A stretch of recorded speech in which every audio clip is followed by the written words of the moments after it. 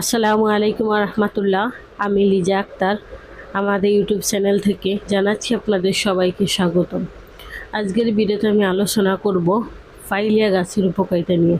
প্রিয় দর্শকবিন্দু, ভিডিওতে যে গাছটি দেখা যাচ্ছে এই গাছটির নাম হলো পাইলিয়া বা বারুদ গাছ, অথবা বিভিন্ন গ্রামাঞ্চলে লতা মরিচ নামেও পরিচিত। এটি সাধারণত পুরনো দেওয়ালে, ফাটল বা পাথরের গায়ে জন্ম নেয়। এই গাছটির প্রধান উপকারিতা হলো অ্যান্টিঅক্সিডেন্ট ও অ্যান্টিব্যাকটেরিয়াল।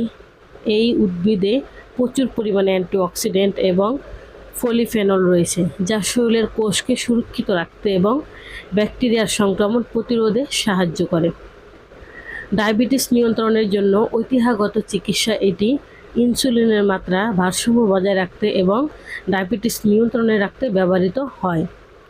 এছাড়াও শ্বাসকষ্ট, হাঁপানির জন্য এই গাছের বেশ উপকার রয়েছে।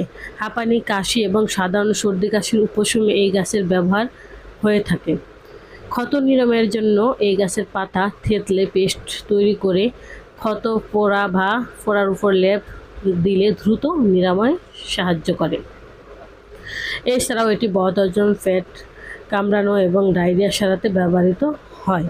অন্যান্য উপকারিতা: গৃহের ভিতরে সাজিয়ে রাখলে এটি বাতাস থেকে দূষণ উপাদান ফিল্টার করে বাতাস পরিষ্কার রাখতে সাহায্য করে।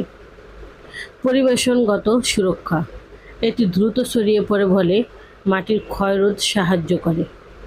এছাড়াও মানুষ এবং পশু প্রাণীর জন্য এটি বিষাক্ত নয়, তাই ঘরের ভিতরে রাখার জন্য নিরাপদ। সতর্কতা: যদিও এটি ঐতিহ্যগত চিকিৎসায় ব্যবহৃত হয়, তবুও যে কোনো ভেষজ উদ্ভিদ সরাসরি ব্যবহারের আগে অবশ্যই একজন আয়ুর্বেদ বিশেষজ্ঞের পরামর্শ নেওয়া জরুরি। আমরা আয়ুর্বেদ চিকিৎসা দিয়ে থাকি। আয়ুর্বেদ ওষুধ বিভিন্ন গাছগাছলা, লতা পাতা দ্বারা তৈরি করা হয়। এর কোনো পার্শ্ব প্রতিক্রিয়া নেই। তাই আসুন আমরা আয়ুর্বেদ চিকিৎসা নেই, নিজেও সুস্থ থাকি, পরিবারের সবাইকে সুস্থ রাখি। থ্যালাসেমিয়া বা রক্তশূন্যতা সহ যে কোনো রোগের সমস্যার সমাধানের জন্য এখনই স্ক্রিনে দেওয়া ফোন নাম্বারে যোগাযোগ করুন, অথবা আমাদের চেম্বারে চলে আসুন। আমাদের চেম্বারের ঠিকানা হলো কাউন্দিয়া বাজার, দিয়াবাড়ি ঘাট, ঢাকা, মিরপুর 1।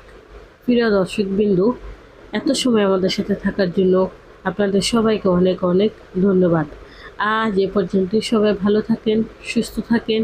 দেখা হবে পরবর্তীতে নতুন কোনো ভিডিও নিয়ে। আসসালামু আলাইকুম রহমতুল্লাহ। আল্লাহ হাফেজ।